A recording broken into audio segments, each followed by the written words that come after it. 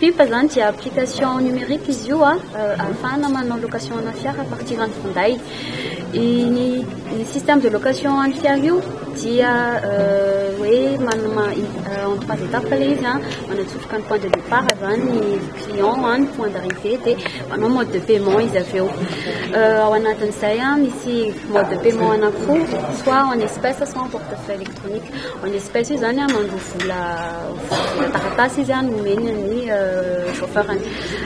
Par ailleurs amin'ilay portefeuille électronique indray iny par Orange Money aloha hatreto zao no miara-miasa aminay dia paiement par Orange Money no ahafahana manao an'iny.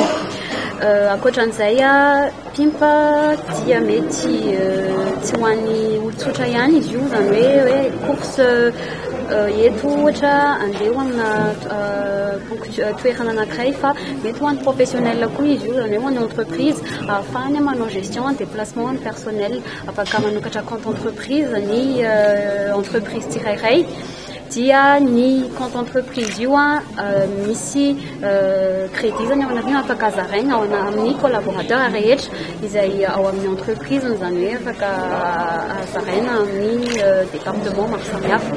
Amin'ny farany isam-bolana zay afaka manome facturation mazava tsara ho an'ny entreprise tsirairay ahafahany manao gestion ny transaction rehetra sy ny historique ny déplacement ahafahany manarama tsara zany ny mpiara-miasa aminy. Izahay Pimpa dia tsy mihidy mihitsy amin'ny izay olona te hiara-iasa aminy en tant que loueur de véhicule zany io, fa mandray ny manana fiara rehetra izay manana etaeta ana fidiram-bola amin'ny resaka fitondrana fiara.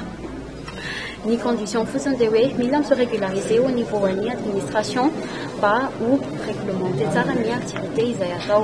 Zahay dia mandray hatramin'ny fiarana taxi jusqu'à hatramin'ny concessionnaire mandalo amin'ny moto sy ny van mazaka olona mihoatra ny dia manasa antsika rehetra zany hanjifa ny service izay ataon'ny Pimpa. Efa nomokatso ho azy izy io dia asaina antsika rehetra mba hanjifa azy fa révolution be izy io amin'ny resaka transport eto Antananarivo.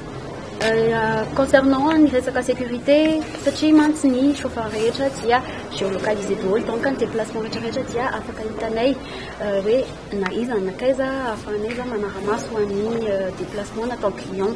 Ankoatran'izay ihany koa ny chauffeur rehetra izay intégré ao anatin'ny plateforme dia anananay andrasanay aminy zany hoe mameza ny casier judiciaire ny CIN, tout ce qui est certificat de résidence, tout ce qui est papier mahakasika anazy rehetra dia répertorienay daholo reny dia classenay pour voir hoe tena olona azo itokisana no mandray ny client tsirairay avy zany na amin'ny andro alina na amin'ny andro atoandro.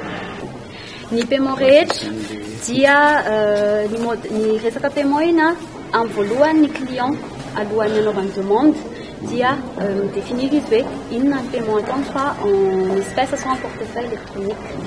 Définir fotsiny izy fa ny paiement à la fin de la course mihitsy zay vao aloha.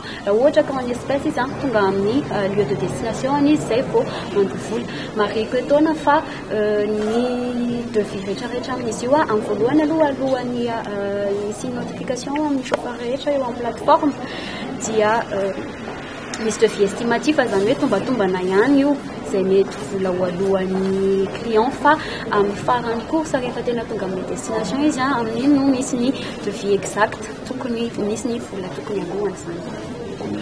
Dia rehefa tapitra ny course vita ny fandoavam-bola dia afaka manome notation izy ho an'ny chauffeur hoe ohatrany ahoana ny service ny prestation de service nomena anazy zany satria iny zany ahafahanay mahita hoe tena maintenu tokoa ve le qualité de service izay tadiavinay eo amin'ny plateforme.